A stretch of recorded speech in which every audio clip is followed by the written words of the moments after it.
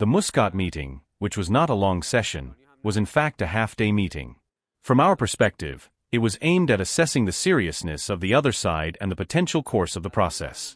Accordingly, this meeting generally focused more on the broader picture. We felt that there is understanding and mutual comprehension that this diplomatic process can continue, and I think that in itself is significant. Fundamentally, the root cause of turning Iran's nuclear issue, Iran's peaceful nuclear program, into an artificial crisis has been the Zionist regime, which for around 40 years has repeatedly claimed that Iran is pursuing a nuclear bomb and has sought to impose a kind of imaginary fear on the world over Iran's non-existent nuclear bomb. One of the fundamental problems of America's foreign policy in the West Asia region is precisely its alignment with and obedience to the demands of the Zionist regime, which we know has been the main driver of insecurity and security problems in our region over the past 8 decades.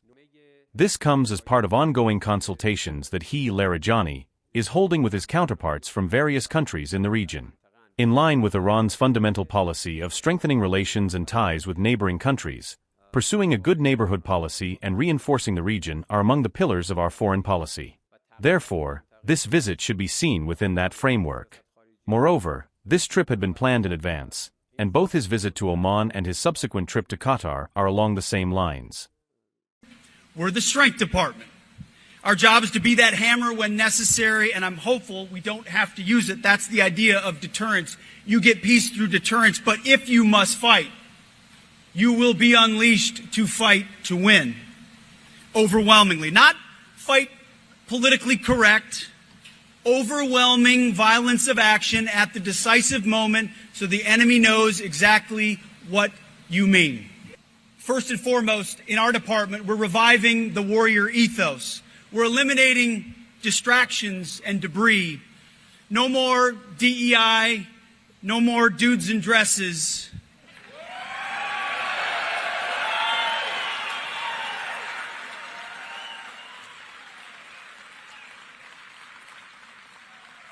No more climate change worship, social justice, or political correctness. We're done with all that garbage. We're done with our diversity is our strength, which is the single dumbest phrase in military history. Our diversity is our strength. Our generals used to say it time and time again with a straight face. No. I see a lot of different faces out here from different backgrounds, and that's a beautiful thing. But the reality is your unity is your strength. Your shared purpose is your strength.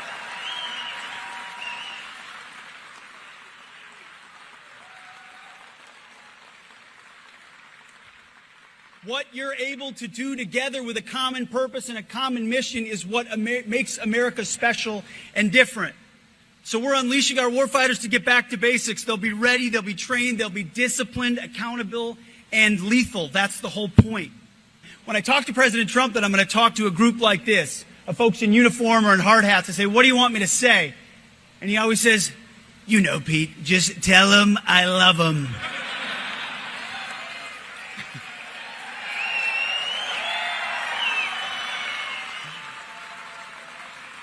Because he does.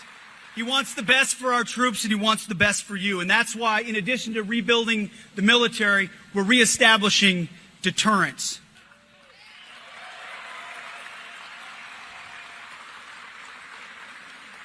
Not to mention, last night we just announced we did a maritime interdiction on a dark fleet oil tanker in the middle of the Indian Ocean in the Indo-Pacific region. And that ship had fled all the way from the Caribbean, because when we put in the oil quarantine around of illicit trafficking around Venezuela, a couple of ships decided to take off. And we saw them take off. And the only guidance I gave to my military commanders is none of those are getting away. None of them. I don't care if we got to go around the globe to get them, we're going to get them.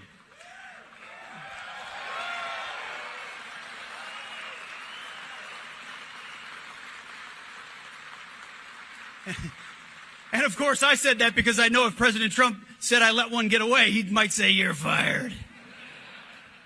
And they did. Some great Americans made one of the longest maritime interdictions in our country's history last night, seizing that oil tanker, making sure it's sold properly. The quarantine remains in effect. No one else can dominate the seas like the United States of America. When we say blockade, we mean blockade. Look at Iran, what President Trump said about their nuclear capabilities. Iran will never have a nuclear bomb. Well, Iranian leaders either didn't want to pay attention or didn't believe him, and then 7 beautiful B-2s flew 37 hours undetected and dropped 14 30,000-pound munitions exactly where they were supposed to land, undetected, flawless.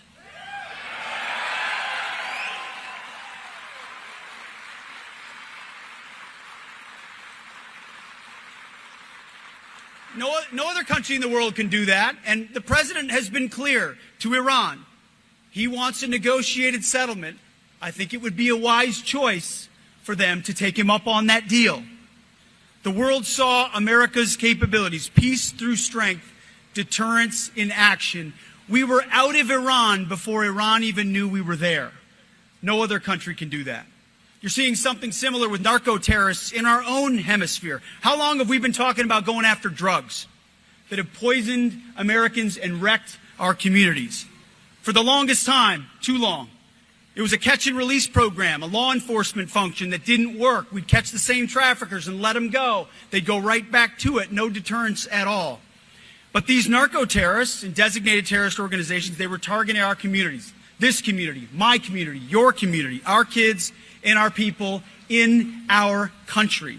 They knew exactly what they were doing, poisoning our country with fentanyl, cocaine, and any number of other drugs. So instead of a catch and release program, President Trump demanded, if you're going to sail drugs in international waters, we will target your drug boats and we will sink them.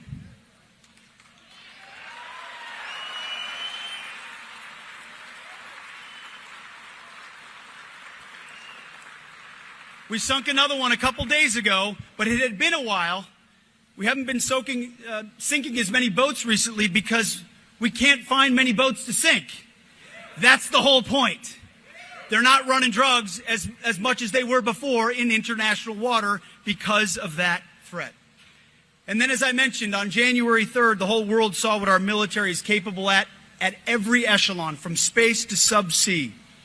When we brought the indicted nominal leader of Venezuela, Nicolas Maduro, from the most fortified base, in the most fortified home, inside the most fortified location, inside the biggest fort in their capital, in the middle of the night, without them knowing we were there until 3 minutes before, when 44 simultaneous missiles landed right before our troops got down on those birds.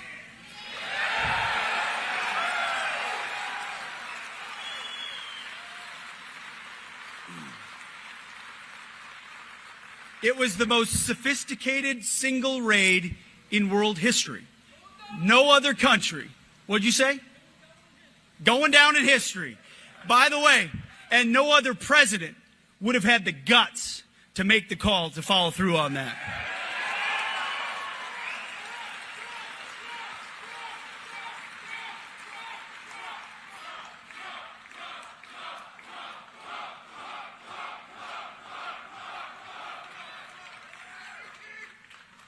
We love you. You see, Maduro said, "I'm right here. Come get me." Well, he found out. We came and got him. So it brings me back to why I'm here looking you all in the eye. Reestablishing deterrence is a real thing.